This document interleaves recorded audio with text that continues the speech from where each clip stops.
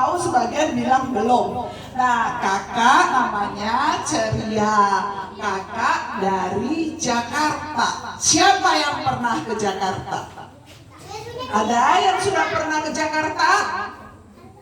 Oh, pernah? Pernah ke Jakarta? Iya. Oh. Gimana Jakarta? Bagus gak? Iya, Jakarta bagus. Dia banyak tempat wisatanya.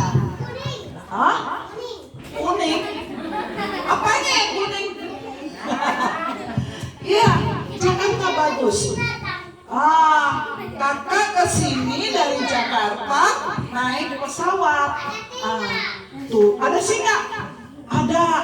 Di Taman Safari, di kebun binatang ada singa. Ya,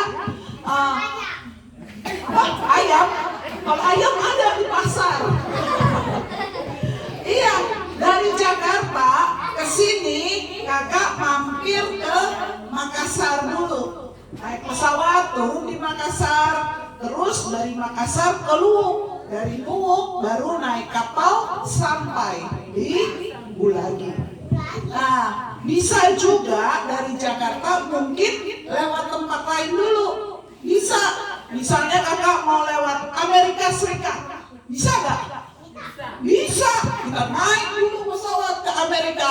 Kemudian dari Amerika kakak ke Eropa. Dari Eropa terus ke Afrika. Dari Afrika baru ke Luwuk. Bisa nggak? Bisa. Tapi jauh dan mahal. Ya kan? Ada banyak cara, banyak jalan menuju ke tempat ini dari Jakarta. Oh, pesawat. Oh, hebat sekali. Bisa pindah pesawat, pilih pesawat. Ya? Apa? Oh.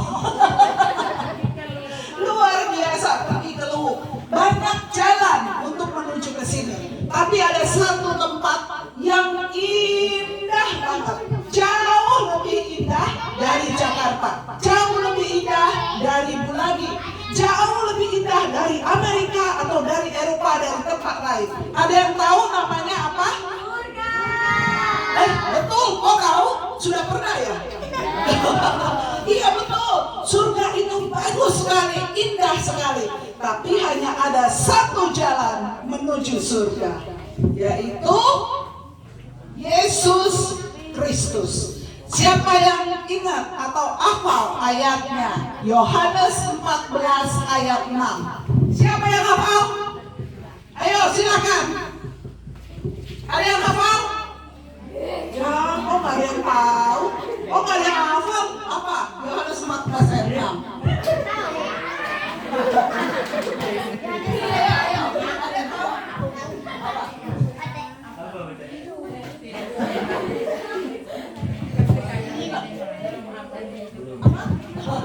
Belum hafal, tapi kita semua mau belajar untuk menghafal. Yohanes 14 ayat 6. Kata Yesus kepadanya, "Akulah jalan dan kebenaran dan hidup. Tidak ada seorang pun yang datang kepada Bapa kalau tidak melalui Aku." Jadi hanya satu jalan menuju surga, yaitu melalui Yesus Kristus. Nah, adik-adik, ada sebuah cerita. Ada seorang anak yang bernama Santiago. Nah, Santiago tinggal bersama dengan ayahnya dan ibunya. Dia hidup bahagia sama ayah dan ibunya. Tapi pada suatu hari, banjir besar melanda desa tempat Santiago tinggal. Rumah tinggalnya hancur, hanyut terbawa banjir. Ayah ibunya meninggal karena banjir. Oh, Santiago sangat sedih. Dia sangat sedih. Dia tidak tahu harus pulang kemana. Dia berjalan, dan kemudian dia duduk di pinggir jalan. Ketika dia duduk di pinggir jalan, ada seorang bapak yang menghampiri Santiago. Dan dia kelihatannya baik bapak ini. Kamu mau roti? Mau? Orang tuamu kemana? Sudah meninggal. Oh, kalau gitu kamu ikut aku. Diajak Santiago pergi ke suatu tempat yang ramai, banyak orang berjualan. Apa nama tempatnya? Pasar. Betul, diajak ke pasar. Dan di sana Santiago diserahkan kepada seseorang penjual. Kemudian penjual ini, "Hei, kamu berdiri di situ." Wah, Santiago dia takut. Kenapa ini orang bentak-bentak dia? Berdiri yang benar, yang tegak, yang tegak. Oh, jangan nangis, karena nanti nggak ada yang mau beli kamu. Ternyata Santiago dijual sebagai budak. Apakah adik-adik tahu budak itu apa? Budak adalah seseorang yang harus bekerja keras untuk menyenangkan hati tuannya. Tuannya berhak untuk marah-marahin budaknya. Tuannya boleh pukul-pukul budaknya. Boleh, karena dia budak. Wah, waktu itu Santiago sangat ketakutan. Dia sedih. Dia ikut berdiri bersama dengan anak-anak yang lain. Dia melihat anak-anak lain juga ketakutan. Anak-anak lain juga sedih sekali. Kemudian ketika sedang berdiri ketakutan, tahu-tahu di pasar itu kedatangan seorang yang berpakaian sangat bagus. Dia bersama dengan pengawal-pengawalnya. Dia berjalan memasuki pasar itu. Semua orang di pasar bertanya-tanya, siapa orang ini? Orang ini kelihatannya kaya. Orang ini kelihatannya baik sekali. Apa yang orang ini akan lakukan di pasar? Semua orang ikutin orang kaya ini. Mereka mau lihat apa yang akan dilakukan oleh si orang kaya ini. Orang kaya ini terus berjalan. Dan ketika dia sampai di tempat Santiago berdiri bersama dengan anak-anak yang lain, dia berhenti dan dia dengan penuh belas kasihan. Kemudian penjual budak, wah, jangan-jangan ini orang kaya mau beli budak. Tuan, apakah Tuan butuh budak? Tuan mau berapa budak? Saya punya. Budak saya bagus-bagus. Dia kuat. Dia bisa bekerja apa saja. Ayo Tuan, silahkan pilih. Tuan mau yang mana? Kemudian Tuan ini berkata, berapa harga semua budak ini? Wow, Tuan ini mau bayarin semua budak yang dia punya. Berapa dia harus kasih harga? Ini kesempatan. Tuan ini orang kaya. Saya harus kasih harga semahal-mahalnya, setinggi-tingginya. Dia langsung hitung berapa harga budak yang saya harus kasih. Akhirnya dia bilang 1 juta dinar. Hah? 1 juta dinar? Mahal sekali. Orang-orang semua terbengong-bengong. Apa orang ini mau bayar 1 juta dinar untuk budak-budak? Semua menunggu, ngeliatin apakah Tuan ini akan keluarin uang sebanyak 1 juta dinar. Akhirnya orang ini tersenyum mengeluarkan uang 1 juta dinar. Aku bayar lunas untuk semua budak ini. Penjual budak kesenangan dapat 1 juta dinar. Dia untung besar. Dan dia bilang, baik Tuan, terima kasih Tuan. Tapi Tuan ini siapa? Kok mau bayar segitu banyak untuk budak-budak ini. Tuan itu lantas berkata, aku adalah raja dari negeri seberang. Kemudian, baik Tuan, terima kasih. Ini budak semua sudah milik Tuan. Penjual budak segera pergi. Anak-anak itu termasuk Santiago, semua berdiri di hadapan Tuan itu. Mereka menunggu apa yang akan Tuan itu suruh bagi mereka. Dan ketika itu Tuan ini berkata, sekarang kalian semua bebas. Mereka bersorak, kita bebas, kita bebas, kita pergi, kita bisa pergi kemanapun kita mau, semua pergi. Tapi ada satu orang yang gak pergi. Siapa? Santiago. Dia gak pergi. Dia tetap berdiri di hadapan Tuhan itu. Tuhan itu bilang, kenapa kamu gak ikut pergi seperti teman-temanmu yang lain? Kamu bebas, kamu boleh pergi. Santiago berlutut dan dia berkata, Tuhan, aku ingin menjadi budak Tuhan. Karena aku tahu Tuhan seorang yang baik dan Tuhan akan mengasihi saya. Nah, akhirnya raja ini berkata, baiklah, kamu akan ikut aku ke negeri seberang. Tapi bukan sebagai budak.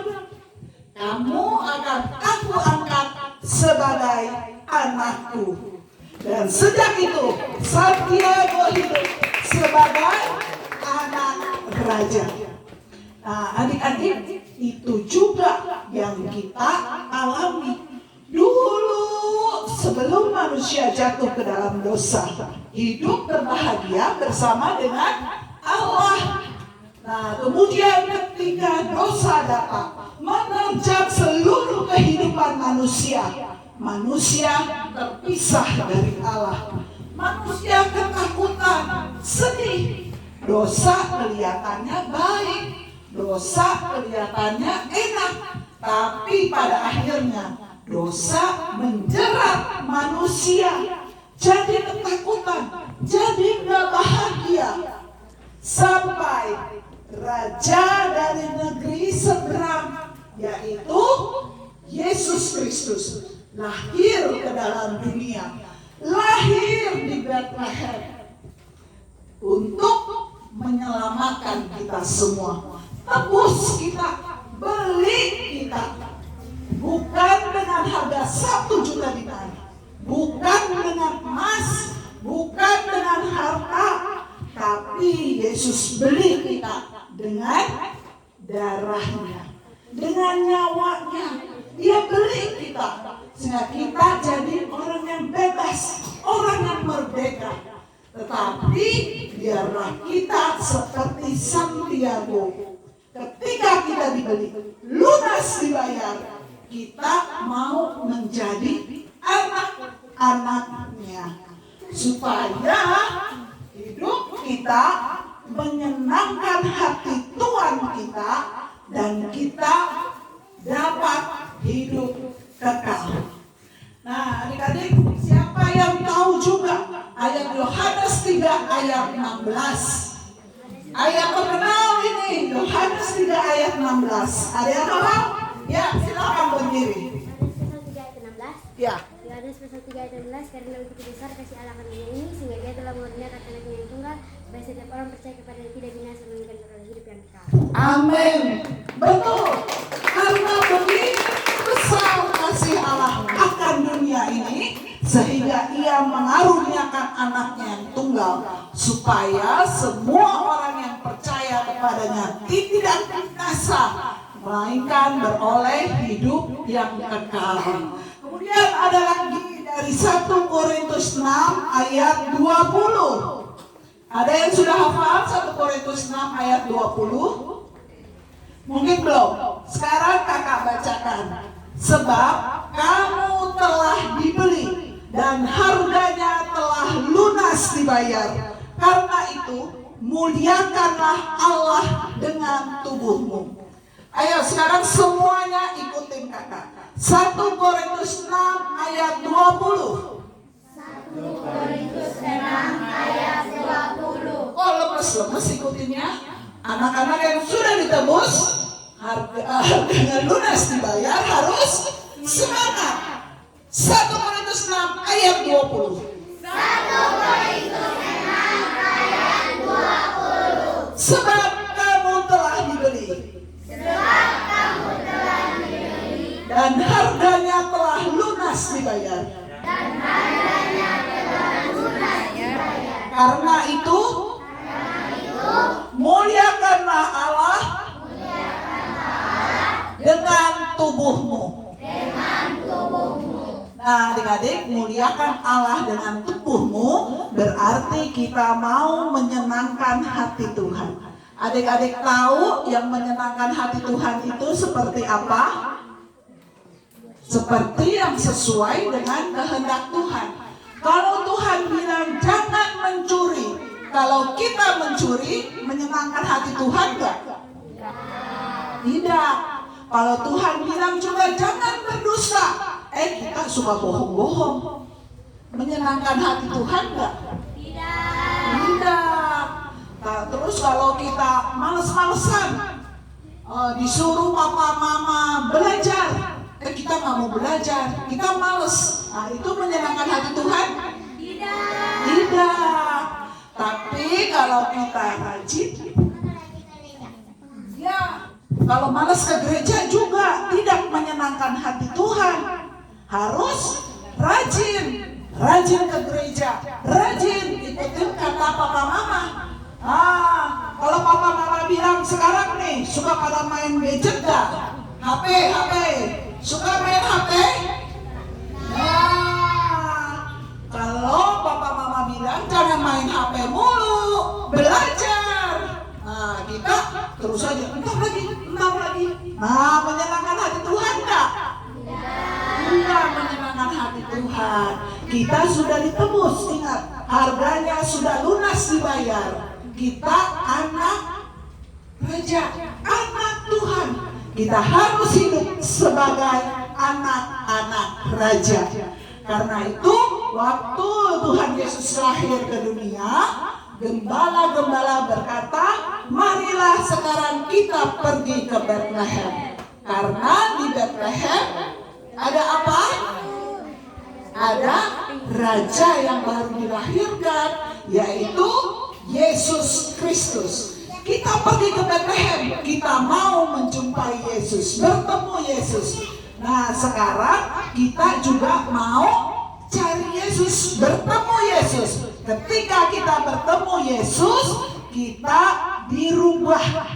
Pribadi kita yang tadinya malas, nggak malas lagi. Yang tadinya suka bohong, nggak bohong lagi. Yang tadinya suka marah-marah, ngambek, nggak ngambek lagi. Karena kita mau menyenangkan hati Tuhan, hidup sebagai anak-anak raja. Amin. Adik-adik mau jadi anak raja? Mau menyenangkan hati Tuhan? Mau. Karena kita semua sudah dibeli, harganya lunas dibayar. Mari adik-adik kita semua tunduk kepala, kita mau berdoa kembali. Tuhan Yesus, terima